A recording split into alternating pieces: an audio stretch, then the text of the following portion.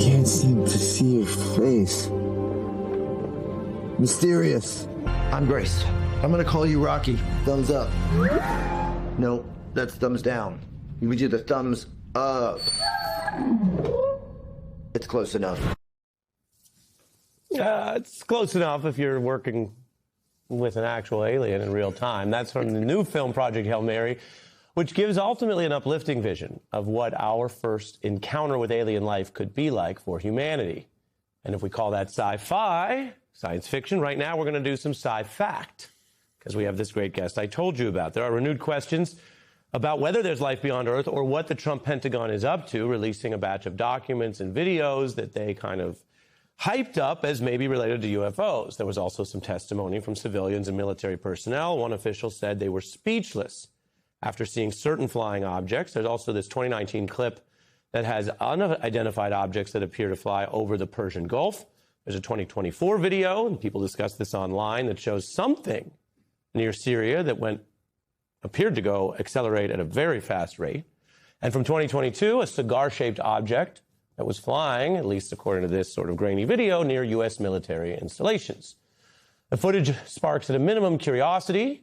Americans tend to believe, when you poll them, that aliens definitely or probably exist. Of course, that is fueled by so many of the movies that make us want to believe.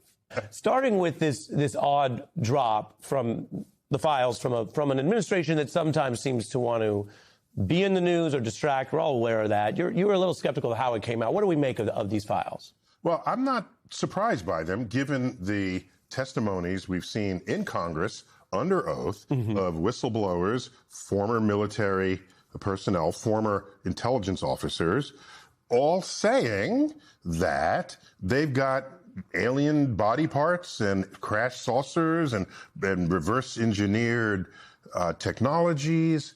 So if they're saying we have it, to then have some documents that basically say the same thing, it becomes less interesting to me, given that we had high-ranking officials saying what is fundamentally the same thing. Now, what's different, of course, in recent years is you go back decades ago, the accounts of aliens were like the farmers in the back 40, revelers from the bar just let out. And so you had plausible deniability of any of those accounts. But when you have high-ranking officials talking about it, then you say, okay, let me even give them that. Okay? So from my perspective as a scientist, testimony does not count as evidence. Evidence is evidence. So if you've got it, just bring out the alien. Is that too much to ask, given all of these files and everything else? Oh, by the way, I would expect with $1 trillion budget or whatever it is today, the Pentagon would investigate unknown flying objects. And of course, they would make them top secret. And if it's top secret, it's not a cover-up. Let's make that distinction clear. If it's secret, that's not a cover-up. It's just secret. Your scientific lens for assessing the narrow question of whether aliens have been observable or close to our planet. On Earth, yes. Which is separate from the larger question. Your view is what? Oh, the larger question, anyone who studied the parameters would say, yeah, the universe is surely teeming with life. Teeming? Well, why not? Given the age of the universe, given that we are made of the most common ingredients in the universe, and that life got underway almost as quickly as it possibly could have in the early Earth, and our planet count of exoplanets is now rising through 6,000, and that's only in a tiny little area. We're still expanding that within our galaxy. To suggest that we are alone in the universe would be inexcusably egocentric, or there's some hidden philosophy, be it religious or cultural. So let me read from your book, because you say that you have this idea of, a space alien lands in front of you, take me to your leader, what do you do? And you write, for the aliens who have reached Earth at all, we'd conclude they're more advanced than we are. Maybe you should not seek out your actual leaders, but people who have high scientific and technological expertise. As for the, I'm thinking. Yeah, I'm sorry. Am I biased? I don't know. As for sci-fi versus sci-fact, you write that the films have aliens looking like humans on the outside. And if they're identical on the inside, we ask what it means to think of them as alien at all. If visiting aliens never got ill or they never required medical attention, then they could easily be living and working among us, hiding in plain sight. What are you doing here other than, riling us up and getting everyone excited? I'm not authorized to comment further. No. I'm just saying the point of the book is look at how much of our literature has been given unto imagining aliens. I mean, we have crowdsourced what aliens might be like in the guise of books and films and TV series. So by the time they actually roll out the alien, it might just be anticlimactic. I would be most surprised if they pull the alien out of the back shed and it's humanoid. That would surprise me most, because most life on Earth does not resemble humans with whom we have DNA in common. But just to be the journalist here, your view, this book, more likely than not, it has not gotten near Earth.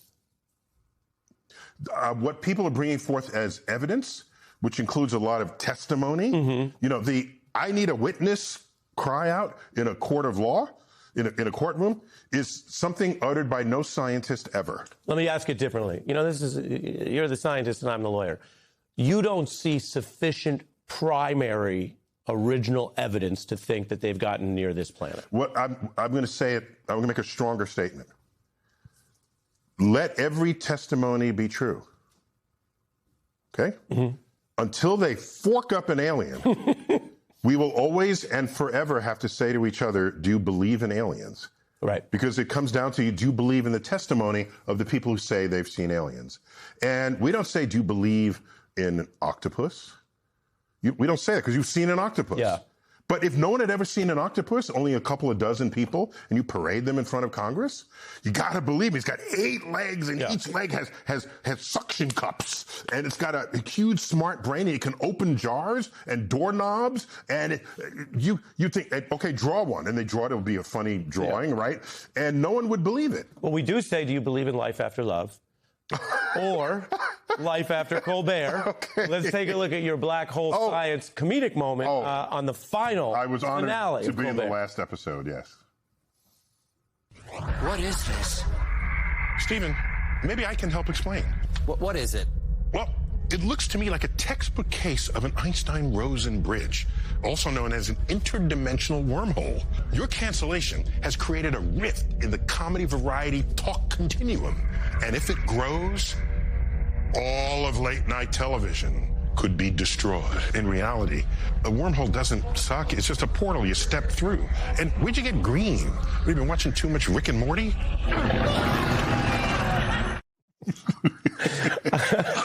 Incredible to have you there. I know they love you, you love them. What did it feel like to do science a little bit in that moment, and what did you think of Colbert? Just so I have a very low bar when it comes to agreeing to doing skits or showing up in a cameo. Just how low the bar went. I got a call from the SpongeBob people, and would I show up in a cameo? And I was Neil deGrasse Tyson, astrophysicist. So if an artist, capital A, so writer, producer, sculptor, if they care about science and they want to put a little extra science in and they call me, I'm there for them. I think Colbert is one of the smartest people on television. And anyone who's watched him would agree with that comment. That's not just blowing air. That's real. And so I think it'll be a loss to have him no longer on late night. But I think he's bigger than late night. So he'll land on his feet, obviously. And he might create something bigger than anything that was canceled.